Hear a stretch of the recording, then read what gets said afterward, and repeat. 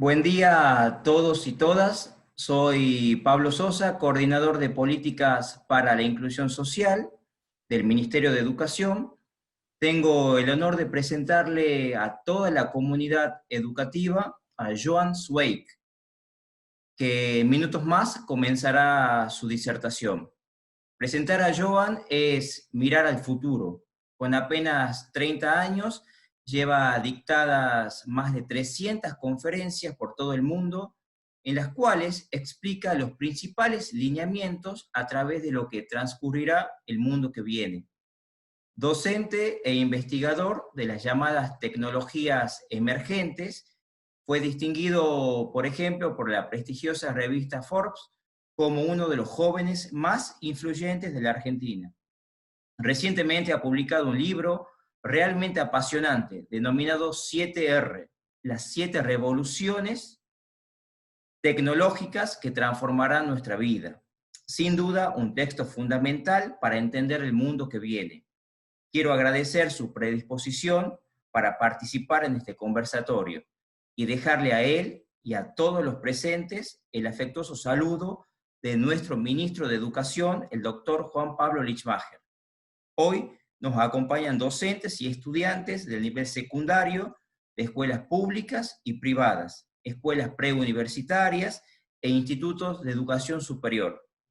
Cuando termine el tiempo de los primeros 40 minutos, voy a pedir que todos nos volvamos a conectar con el mismo link para la parte final, si es que quedan algunos minutos de la charla, ¿sí? Porque Joan tiene que seguir sus actividades a las 11 de la mañana, ¿sí? Y al finalizar su charla podremos hacer una ronda de preguntas, las pueden ir escribiendo en el chat, así le hacemos esa dinámica con Joan. Sin más preámbulos, Joan, darte las gracias de corazón por tu presencia, por tus palabras, y a todos los presentes, ¿sí? Muchísimas gracias. Muchas gracias, Pablo. Muy buenos días a todos. ¿Cómo están, chicos? Ante todo, gracias, Pablo, y a las autoridades del Ministerio por la invitación a compartir este ratito con ustedes y un poco también entrar al mundo de las tecnologías emergentes y cómo realmente empiezan a impactarnos social y también en nuestras vidas cotidianas, en la forma de trabajar, en la forma de relacionarnos. Tal como comentó Pablo, yo hace muchos años que me dedico a emprender, a divulgar y a trabajar con este grupo de tecnologías. Así que la idea de la charla de hoy es armar, primero de todo, voy a darles una charla de aproximadamente unos 30 minutos, 35 minutos. Así que les voy a pedir que vayan anotando si tienen algunas preguntas, sin ningún problema.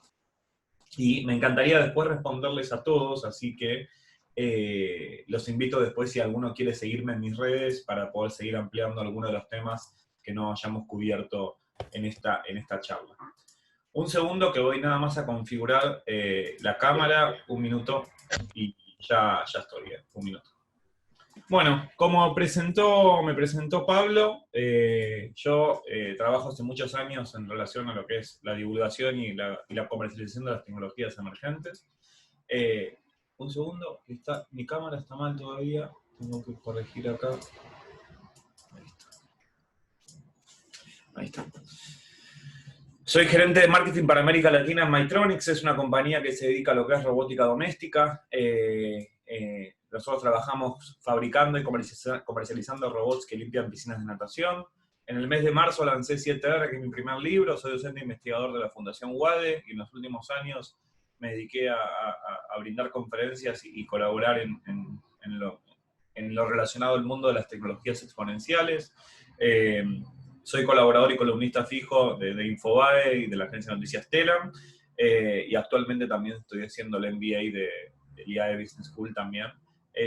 Así que para que me conozcan un poquito también y a lo que me dedico. La agenda de la charla de hoy la dividí en 6 grandes puntos para poder también trabajar. El primero es hacer un breve repaso del mundo de la tecnología, hacer una pequeña introducción al concepto de tecnologías disruptivas, hablar un poco del escenario mundial de la innovación exponencial, hablar también de qué significa la inteligencia artificial y el aprendizaje de las máquinas y por qué nos importa. Y vamos también a hablar un poco de casos de responsabilidad ética producto de la tecnología y hacer un breve resumen de este concepto. Como les comenté anteriormente, todas mis redes son Joan, Joan, CWAIK. Los que me quieran seguir, si para otra vez, vamos a hacer una pequeña ronda de preguntas, pero me encantaría poder contestarles a todos y colaborar con ustedes, así que si alguno después tiene algún otro tema pendiente, me lo hace saber sin ningún problema. Vamos a arrancar haciendo un brevísimo repaso al mundo de la tecnología. Y hubo como dos grandes evoluciones en el mundo que convivieron y que tenemos que tener presente, ¿no? Y un lado es la evolución del rendimiento biológico del cerebro humano y otro lado es la evolución del rendimiento tecnológico. El cerebro humano, en cuanto a masa muscular, es el mismo desde la prehistoria. Y evolucionamos en nuestra capacidad biológica de una forma muy, muy pequeña.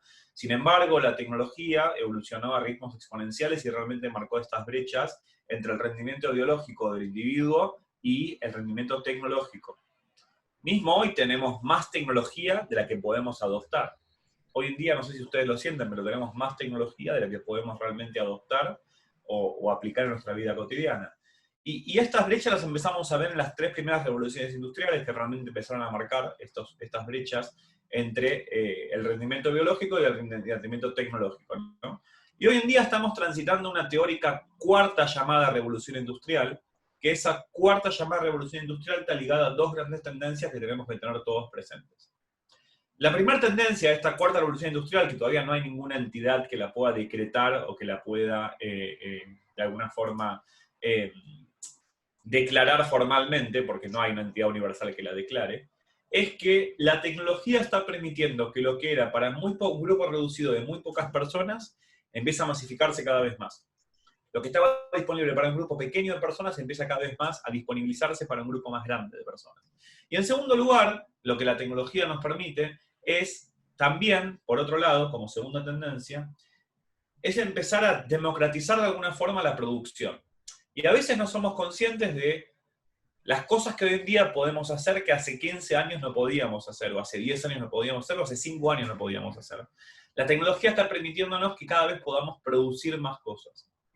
Desde producir conocimientos, hasta producir negocios, hasta producir nuevas formas de relacionarnos, o nuevas formas de producir valor, pero nuevas formas de producción.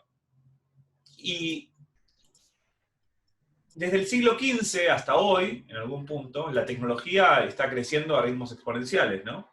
Y si vemos el siglo XV al siglo XVII, más o menos, las invenciones técnicas, o al siglo XVIII, las invenciones técnicas se daban de alazos, de asaltos muy, muy largos, ¿no? En algún punto.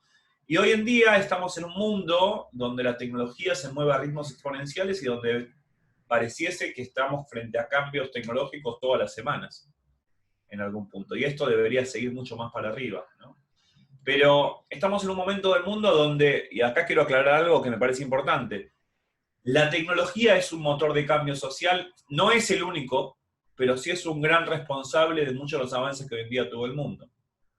No es el único motor de cambio social, pero sí es un gran responsable de los avances que hoy en día tiene el mundo. Y si vemos, por ejemplo, el siglo XX, el siglo pasado, hubo ciertas invenciones técnicas, ciertos puntos de inflexión, ciertas revoluciones que realmente marcaron un antes y un después en nuestra vida cotidiana, como la invención de la televisión, como la invención de la primera película sonora, como la invención de la televisión a color, como la invención de la computadora, como la invención de la tarjeta de crédito. Invenciones que cambiaron nuestra vida, marcaron antes y después en nuestra vida cotidiana y que realmente generaron cambios abruptos.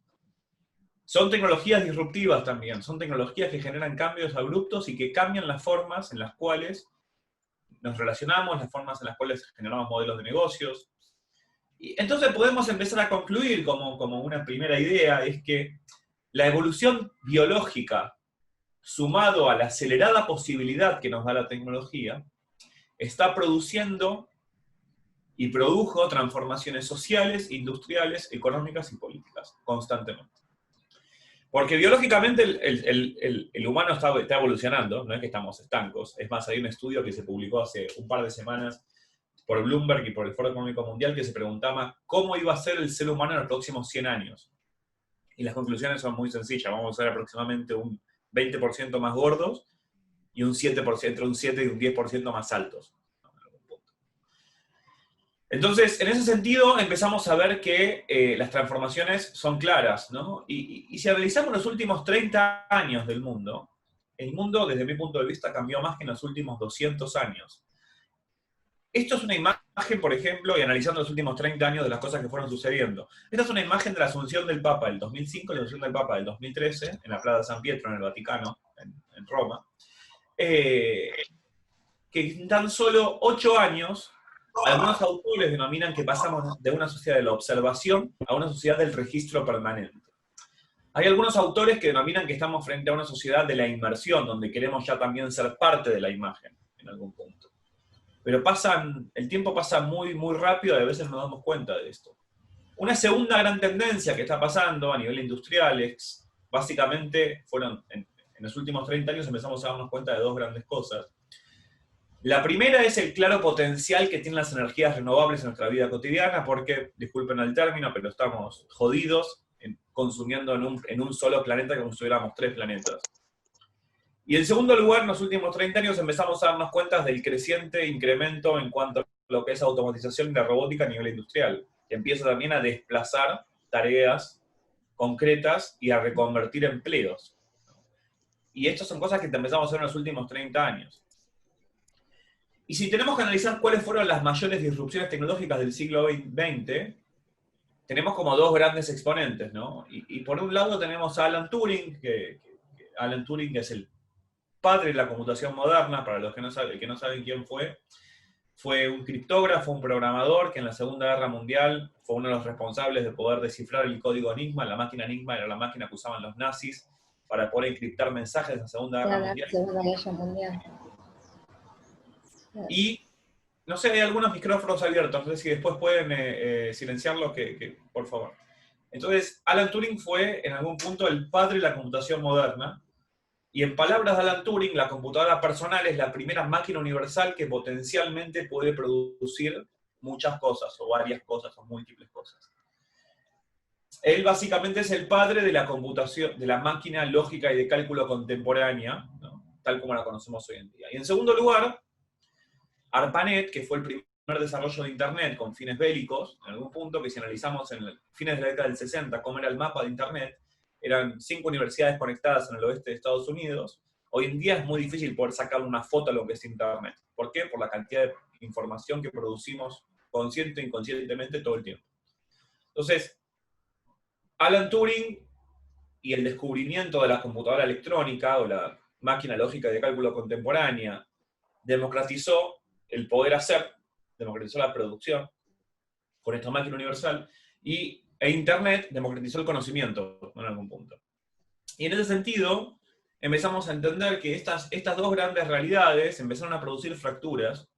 ¿Por qué? Porque el cambio tecnológico crece a ritmos exponenciales y hay una fractura entre nuestra vida real con el cambio social, el cambio económico y el cambio político. Y esto no solamente pasa en Argentina, pasa en todo el mundo. La tecnología sigue evolucionando a ritmos exponenciales y nuestra vida real, nuestra realidad social, nuestra realidad de cómo hacemos negocios y nuestra realidad legislativa y los marcos normativos, hay una brecha muy grande entre ambas, ¿no? En algún punto. Y esto pasa en todo el mundo también. Entonces tenemos que ser conscientes de esto para realmente empezar a tomar esta brecha y poder realmente reducirla en algún punto, ¿no? Para poder empezar a aprovechar más la tecnología. Y si analizamos estos primeros 20 años del siglo XXI, este primer 20% que pasó nada más, pasó muy poquito del siglo XXI, estos primeros 20%, empezamos a ver algunas tecnologías, algunos puntos de inflexión que están realmente marcando cómo nos imaginamos el mundo en los próximos años, ¿no? No sé si se acuerdan, y los más chicos, y también los más grandes probablemente, se acuerdan de lo que pasó en 2016 con el videojuego Pokémon GO, ¿no? En algún punto. Que de repente, de una semana a la otra, teníamos cientos de miles de personas en todas las calles de la Argentina, buscando Pokémones puestos por una compañía en las calles, reconfigurando las ciudades, tal como las conocemos, con una técnica que no es nueva, porque es la realidad aumentada, ya es una línea que tiene más de 30 años, y una propiedad intelectual como Pokémon que también tiene otros 25 años, ¿no? Entonces, esto reconfigura al mundo tal como lo conocemos, ¿no? En algún punto. Después vemos cosas como estas que pasaron en el 2017, el primer robot en obtener una ciudadanía, el robot Sofía en obtener una ciudadanía por Arabia Saudita. Son cosas que hoy en día el mundo estamos atravesando, ¿no?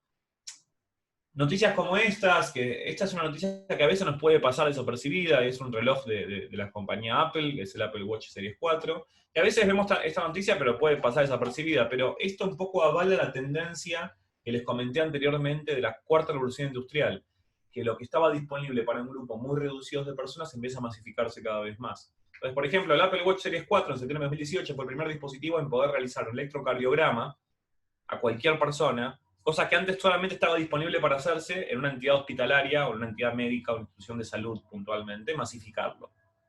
Entonces, lo que les comenté, la tecnología en algún punto está permitiendo que lo que era de muy pocas disponible para muy pocas personas empiece a masificarse cada vez más. Si vemos el año pasado, en 2019, y después les voy a compartir algunas ideas del 2020, empezamos a ver cohetes y drones que se tripulan y estacionan solos, ¿no? Y hace muy pocas semanas empezamos a ver también grandes avances en lo que es la investigación espacial, ¿no? En algún punto de que se pueda ir a la Estación Aérea Internacional y poder volver de forma autónoma. Empezamos a ver vehículos que se manejan solos. Tal es así que los chicos que nazcan de ahora en más, los niños que nazcan de ahora en más, en la gran mayoría del mundo, en más de un 80% del mundo, no van a manejar más vehículos. ¿Por qué? Por la penetración de vehículos semiautónomos y autónomos por completos.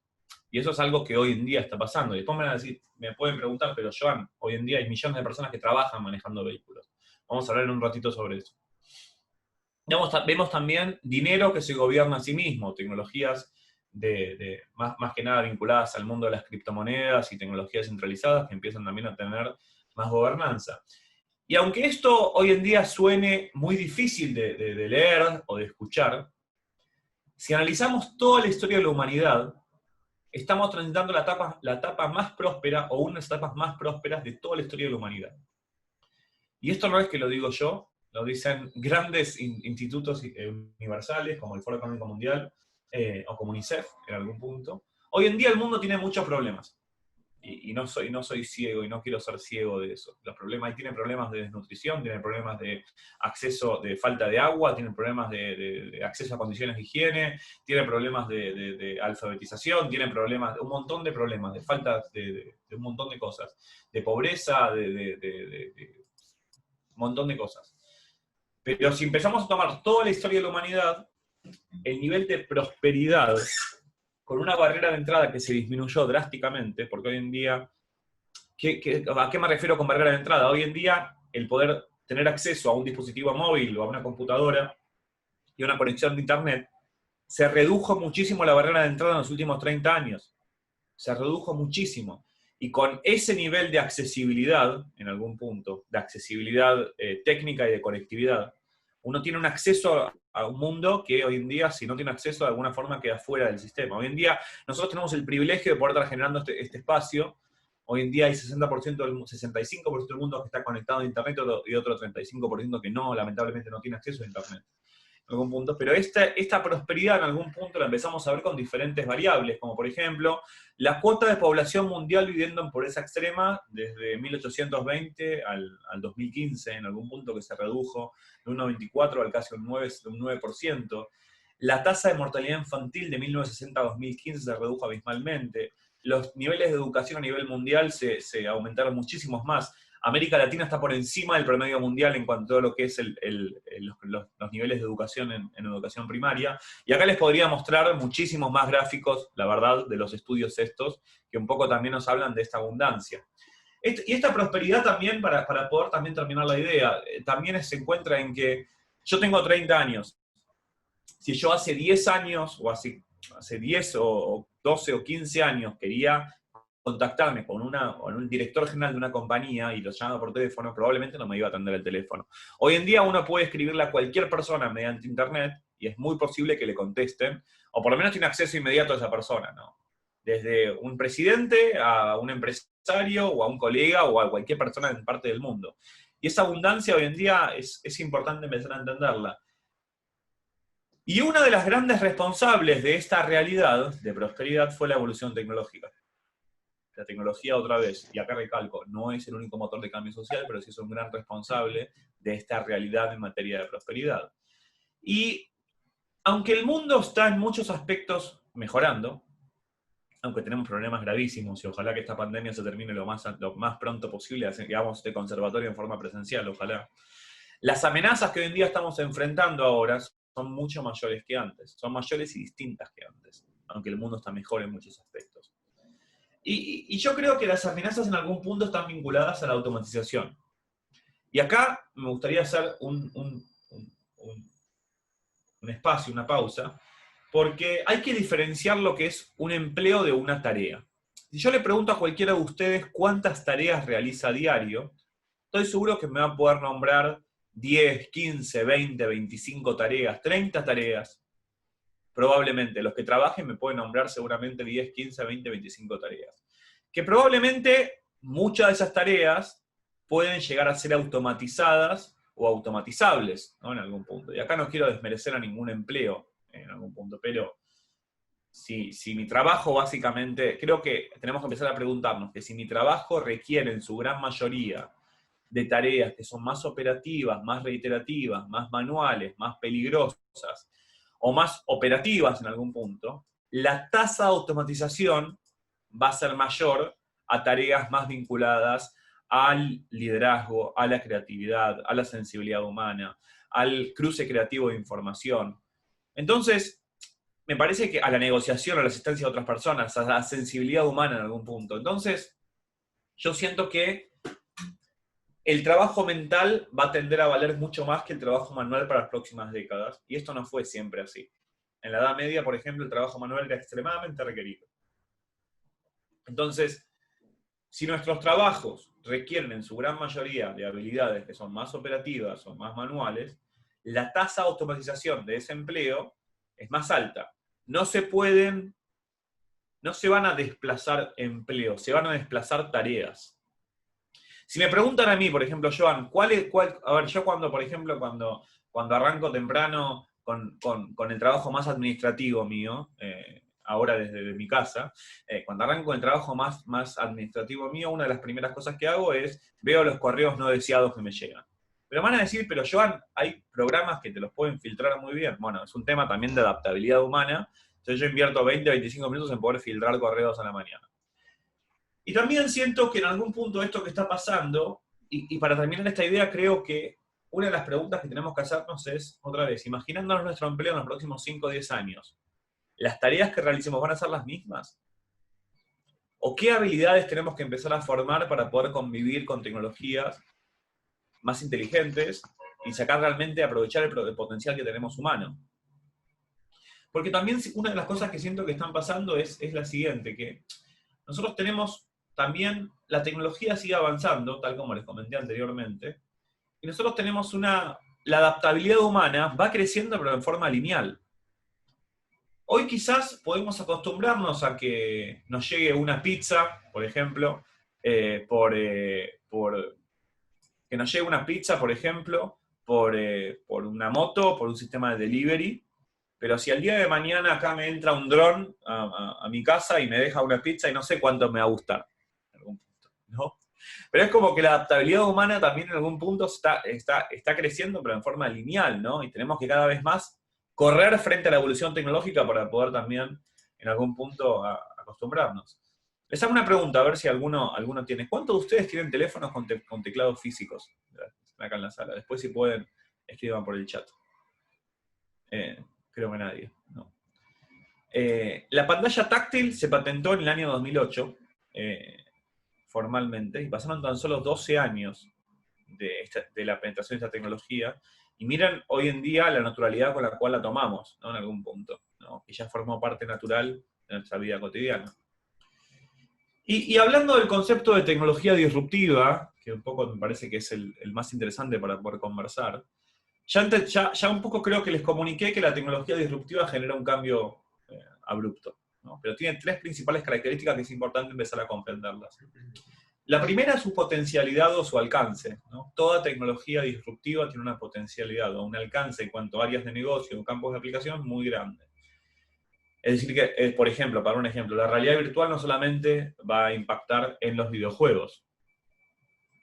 o las tecnologías de blockchain y Bitcoin no sirven solamente para transferir dinero, o la impresión 3D no sirve solamente para imprimir carcasas para el celular o muñequitos. En segundo lugar, todo lo que es denominada tecnología disruptiva nos va a impactar a todos, directa o indirectamente. A todos nosotros. Y creo que desde mi punto de vista lo más importante es que está generando y está modificando nuevos paradigmas.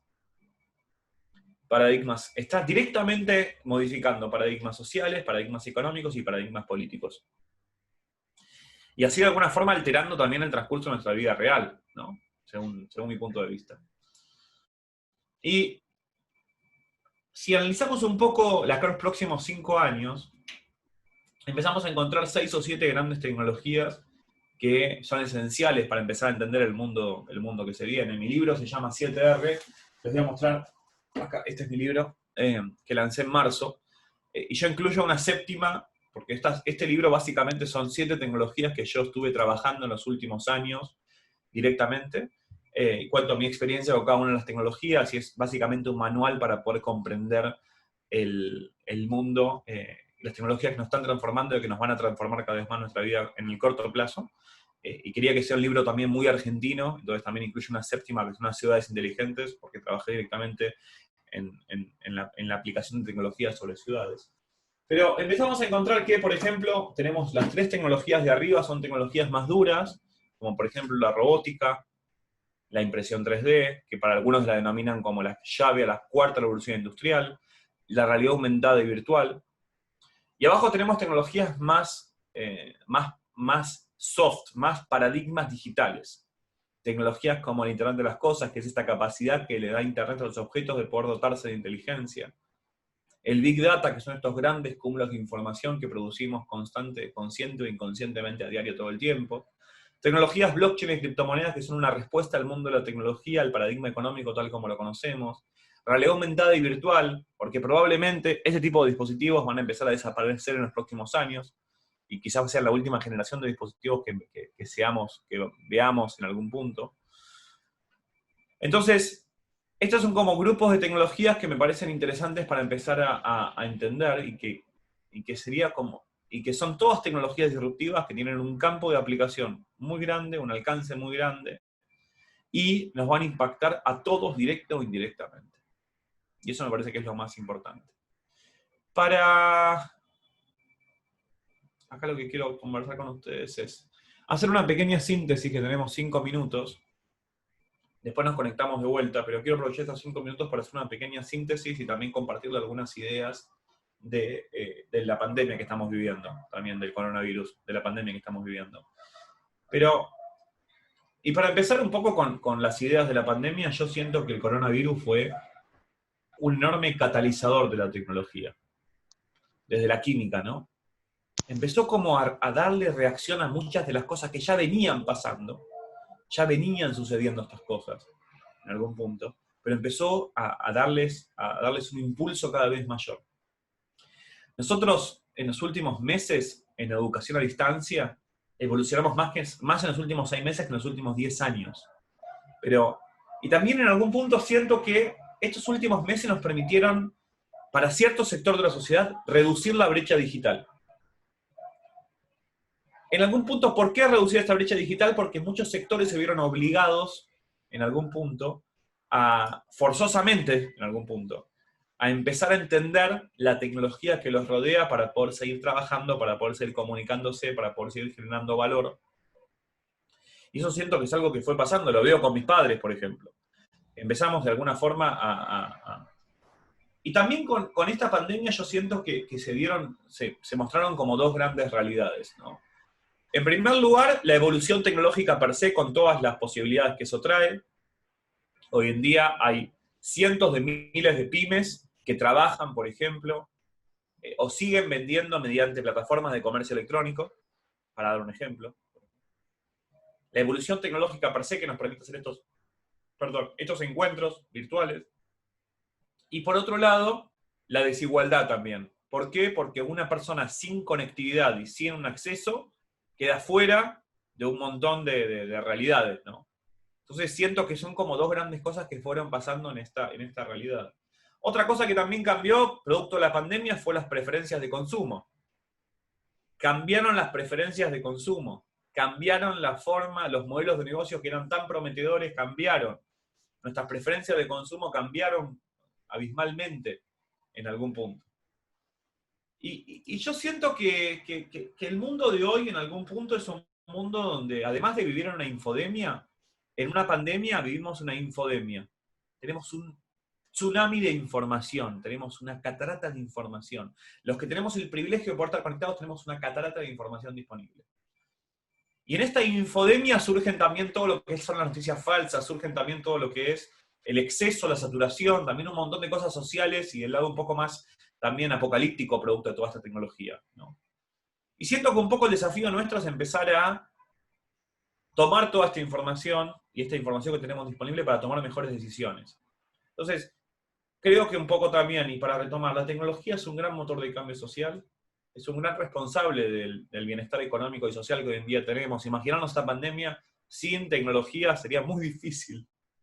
Es la primera vez que toda la historia, que todo el mundo, esta pandemia básicamente va a estar en los libros de historia, va a ser la primera vez que todo el mundo se puso de acuerdo para trabajar sobre un mismo tema y resolver ese mismo tema, con redes sociales, con un exceso de información y que surgen también muchas incógnitas en ese sentido. Entonces, un poco el objetivo de mi charla era abrir a más preguntas que respuestas, a dejarles más preguntas que respuestas, y para realmente empezar a tomar la tecnología de forma más crítica. Y hay una frase que a mí me gusta mucho de Isaac Asimov. Isaac Asimov era un autor de ciencia ficción muy conocido, que también en algún punto predijo muchas de las cosas que venían pasando. Él después de la Segunda Guerra Mundial dijo que el aspecto más triste de la sociedad actual es que la ciencia gana en conocimiento mucho más rápido que la sociedad en sabiduría. Creo que nuestra misión en este mundo es demostrarle a Asimov que podemos realmente, la sociedad puede ganar en sabiduría porque la ciencia indudablemente va a seguir creciendo y va a seguir posicionándose. Así que ese era un poco también el objetivo y el mensaje que les quería dejar con mi charla. Nos quedan un minuto antes que termine la sesión. Pablo, por favor, si podés anotar las preguntas, así después cuando volvemos. Les dejo antes de salir mis redes. Esta es mi Twitter, Instagram, LinkedIn, mail, para el que me quiera seguir y me quiera hacer alguna pregunta directa, trato de responder siempre que pueda, y rápido, así que el que me quiera dejar. Y si les parece, volvemos al mismo link, así se van a ir las preguntas, Pablo, pero volvemos al mismo link y hacemos una pequeña ronda de preguntas. ¿Les parece? Perfecto, hacemos así. Muchas gracias, John. Le pedimos a todos que se conecten, por favor, rápido, así no perdemos mucho tiempo. Apenas se caiga esta... Yo ya, dale. Ahí está, perfecto. Y nos volvemos a conectar en el mismo link, ¿sí?